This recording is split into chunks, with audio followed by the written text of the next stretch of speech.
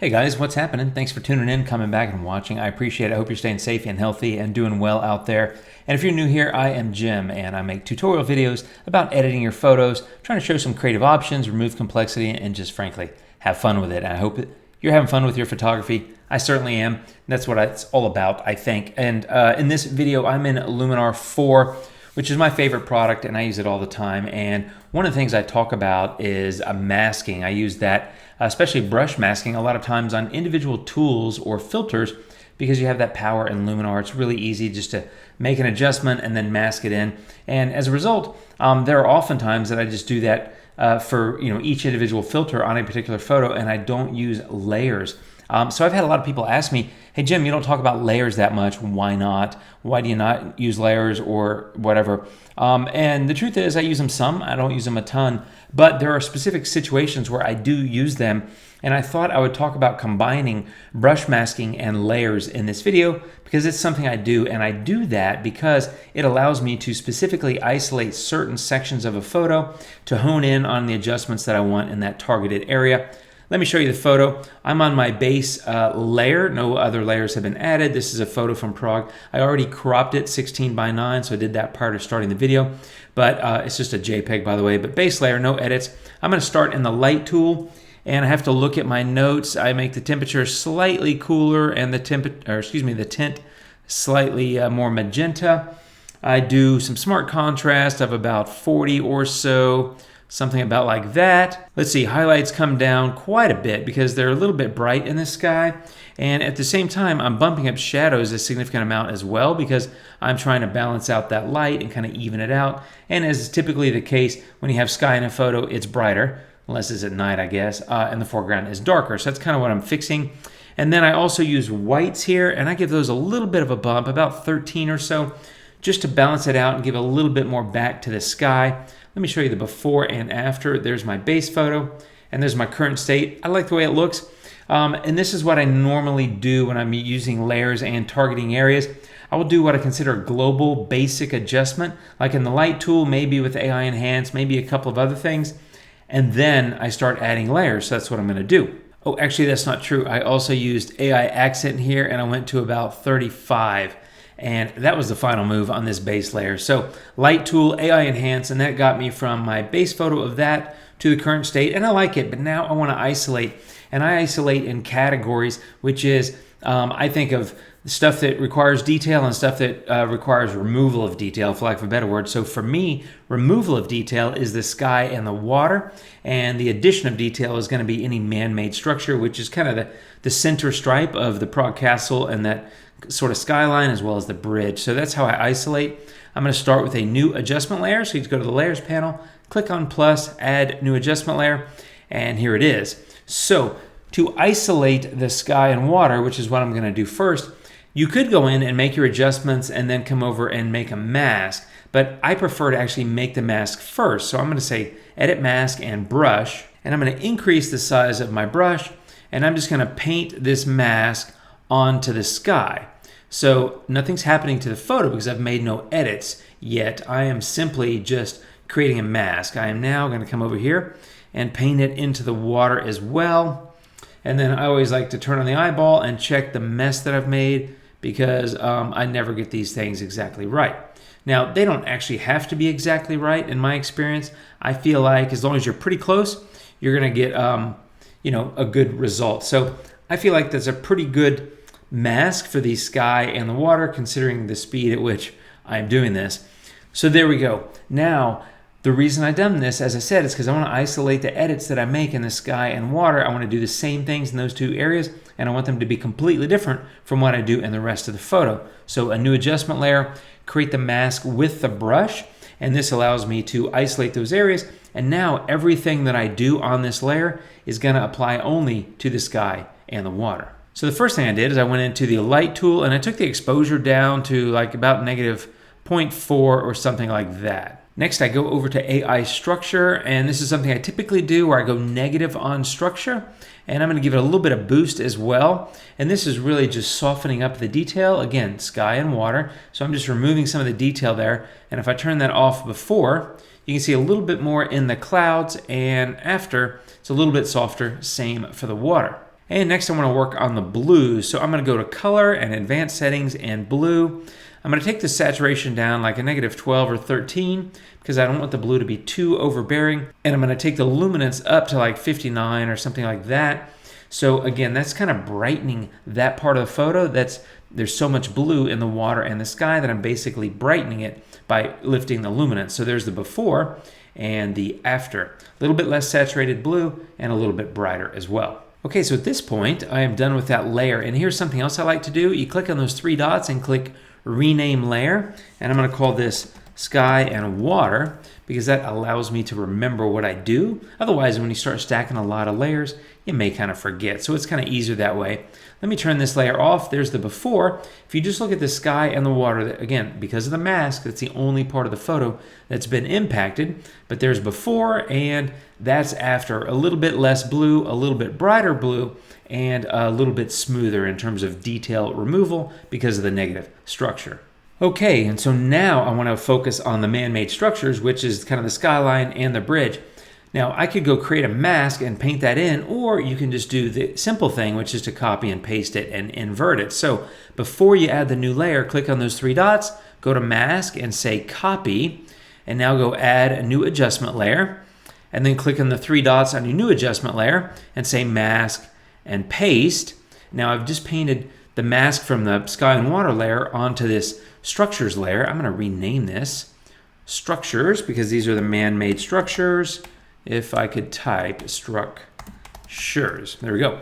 But I don't want the mask to be the same. I want it to be the opposite. So once I do the copy and paste, I now want to go back to the masking menu on this layer and say invert. And now it's the flip version. So what that's going to do is allow me to make edits on this layer, and they're all going to apply only where the mask falls. And I can show you where the mask falls.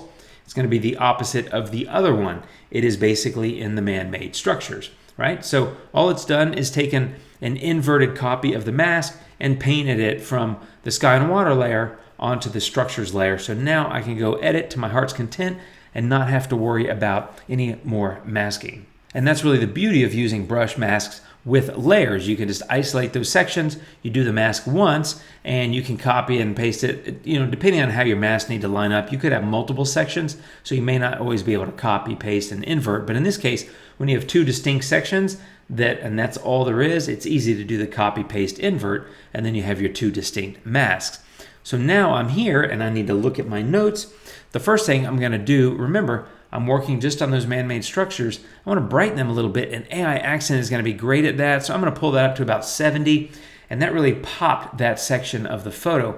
Remember, AI Enhance, although I'm using it here primarily for brightening, remember, it's like a super button, what I call an easy button. It does a lot of stuff. It's more than just brightening. So it's adding a little bit of pop of color, a little bit of pop of contrast. So I don't always recommend going really heavy with that tool, but if you look at the before and after, I think it works here. There it is, a little bit darker, a little bit less saturated, and there it is popping a bit more because of the isolated mask and the AI accent. Now I'm going to go to AI structure, and I'm going to give that a little bit of a bump. I want to get a little bit more detail in that area, so I'm going to do like 40 on amount and maybe like 20 on boost, just crunching up that detail because it's a man-made structure. To me, my eye is going to register detail there as opposed to sky and water where I tend to soften it because I mentally think not a lot of detail there. Now there can be detail in skies and water. I generally just prefer to them to be softer. Just personal opinion though, or personal preference. So I have AI structure, and I'm also going to go over to details and get medium details and give them a little bump as well. So maybe about 30, something like that. Again, just cranking up a little bit of the detail, a little bit of the color, and the brightness level in the man-made structures. And again, isolated because of my brush mask that I did once and copied and inverted for this layer. And now that I look at that, I come over here. If you look at the before and after, just look at that center section, the man-made structures, if you will. There's the before, less bright, less colorful, etc. And there's the after. Here's the other reason I like to isolate sections on layers, and that is if you get here and you say, yeah, I like it, but it's a little bit too much, Jim. Instead of going back into all these filters over here and making adjustments, you can just stay on this layer and use the adjustment amount. And that's what I'm going to do. I'm going to pull it down to about 70 or so. So basically reducing the opacity of the edit or the intensity of it. So I'm just pulling it down a little bit. It's going to be a little bit less bright, a little bit less detailed, a little bit less saturated, but I think it looks a little bit more realistic. And so I like that a little bit better. It's another reason why I like to isolate edits, because you have the ability to come back and with one slider adjust the entire area based on all the edits that you've done on that layer. So it gives you a lot of power and control over your photo. And now at this point, I just want to do some touch-up edits. So this is going to be another new adjustment layer. I'm going to rename this and hit rename, and I'm going to just call this touch-up edits. And generally speaking, to me, touch-up edits are global. They're just final edits that you do to a photo just to kind of give it a little oomph here or a little push there or whatever, just to kind of get it looking the way you want it to look. Okay, so I'm on the touch-up edits layer. By the way, the name of the layer shows up there at the top of your editing filter stack or tool stack.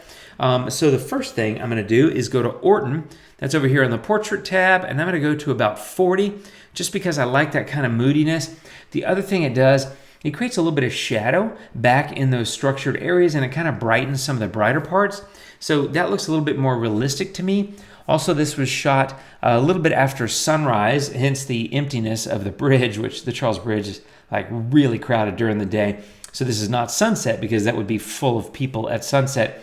This was probably at 7:30 in the morning or something. But I want to add back a little bit of shadow. Those soft edges of the day, I just like shadow. For some reason, it appeals to me, like I don't know, not emotionally, but to my senses, it appeals to me. So I'm adding it back a little bit more. It fits the mood. That's Orton. So I'm adding that, and then I'm going into light, and I'm taking the highlights down just a tiny bit, like an 8 or something, and I'm going to lift the shadows like a 30 or something, and that's only because I don't want to, maybe a 25, I don't want to overshadow it. That Orton adds a fair amount of shadow, and while I like it, I'm pulling it back a little bit, so in fact, I'm not going to go that far. I'm going to do more like a 10 or a 15. But that's a global edit because I'm not masking it. I could mask it if I wanted to. I have the layer. I could do another mask job if I wanted to and just paint it in wherever I wanted to, but I don't really want to. I want to leave it like that. And once again, if I wanted to, I could take these, make that adjustment slider come down. And at this point, I like the photo. It might be a little bit saturated, so maybe I come back over here to color, and maybe I pull the saturation down just a tiny bit, just so it's not so kind of bold.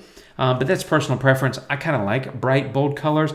But if you don't, you're on my touch-up layer, which is global, meaning it's not masked in, also meaning it's affecting the entire photo. If I just drag saturation and vibrance down while I'm on that layer, it's affecting the overall photo. So there you go. I brought that down. It looks a little bit more realistic to me. And that's really it. There's the before and the after. And if you look at the sliding window here, you can see we came a really long way. I mean, we got a nice punch of color. We got some nice contrast. We balanced out the light. We did a lot of things. And I think the photo looks a whole lot better. And one of the reasons I do things this way is because it makes my life easier. If I mask it in once to one layer and then copy, paste, invert, or whatever, that gives me the ability to quickly replicate or, make some alternate version of the mask, in this case, an inversion of the mask, and use it rapidly without having to remask things. Now, having said that, a lot of times when you're brush masking, not a lot of times, but I actually recommend that you go slower than I did. I went kind of quick because this is a demo, so I'm not really trying to make it perfect, but I recommend zooming in. So, get like this and get a smaller brush and maybe brush in between these areas and around some of these things just to get a little bit closer in terms of having your mask be a good fit. Now, it doesn't have to be perfect. As I said before, you can't really tell here what I've masked and haven't masked.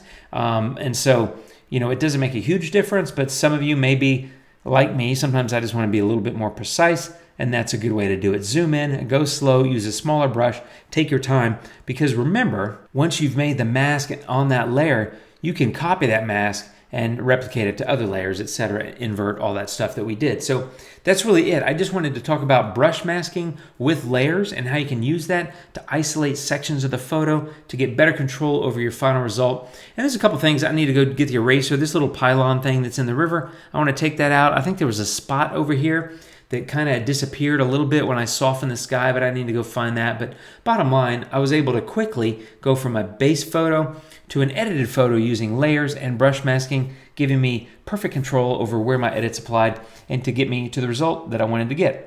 That's how I did it, my friends. I hope this is helpful. I'm going to do more videos about masking and about layers because you guys have asked me for that, and I'm going to keep doing more of these and more of these. So if you have further suggestions or requests, don't hesitate to leave them down below. Like, share, subscribe, all that stuff. I appreciate it. And stay safe out there. Have fun taking photos if you're getting out, and be careful and safe.